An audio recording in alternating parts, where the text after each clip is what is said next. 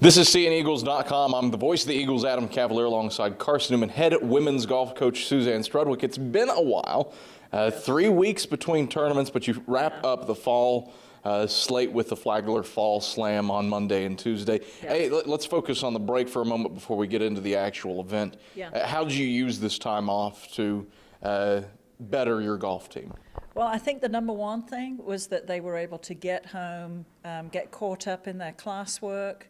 I've got some extremely good students that their grade point average is pretty high, and they like to keep it there. They're very competitive, so it gave them some time to catch up and start their midterm tests with that time off, but also have time to practice and get their games ready. So I'm pleased. I'm glad I scheduled it this way. How do you use such an extended break to improve somebody's golf game like this in the middle of a season still, right. though? I think, well, in the middle of the season, I think the physical break is good. You can take 3 or 4 days off from practice and just, especially when you've been in the van on those long trips, so that's always good.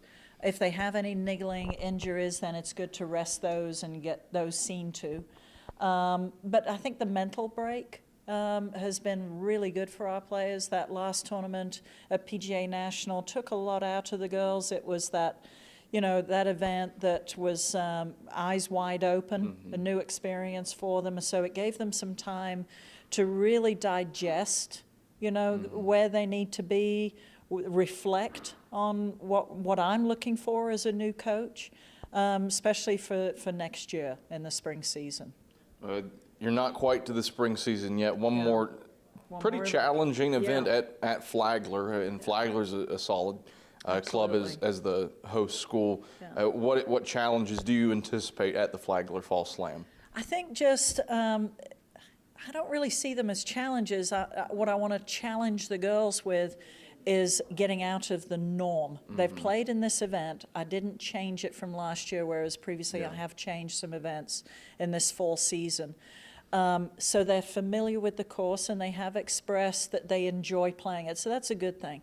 What I don't want them to do is fall into the trap of what they have been doing, of just not performing well one day and coming back and doing well.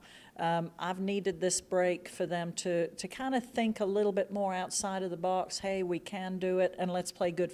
Finish strong, and let's play good on both days.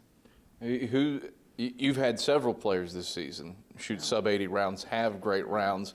Who do you really want to see some extended consistency out of for the final event of the fall? Well, my number one player, Meredith, had a disappointing last tournament. I know it was for her. She wasn't hitting the ball well, and she, that affects the whole game.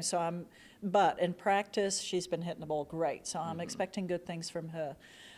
Chelsea is one that's popped in those 73, 74 scores this fall. And I know she is determined and ready for a good tournament to finish out. So I'm really hoping that she qualifies on Friday, tomorrow, and makes the team sheet so that she can do that. I'm taking my freshman down as an individual, and that I'm really looking forward to seeing what she can do and better her experience from the very first event that she played. Suzanne, pleasure as always. Yes. Good luck on Monday and Tuesday. Thank you. Appreciate it. It's Carson-Newman head women's golf coach Suzanne Strudwick. I'm the voice of the Eagles, Adam Cavalier, and this is CNEagles.com.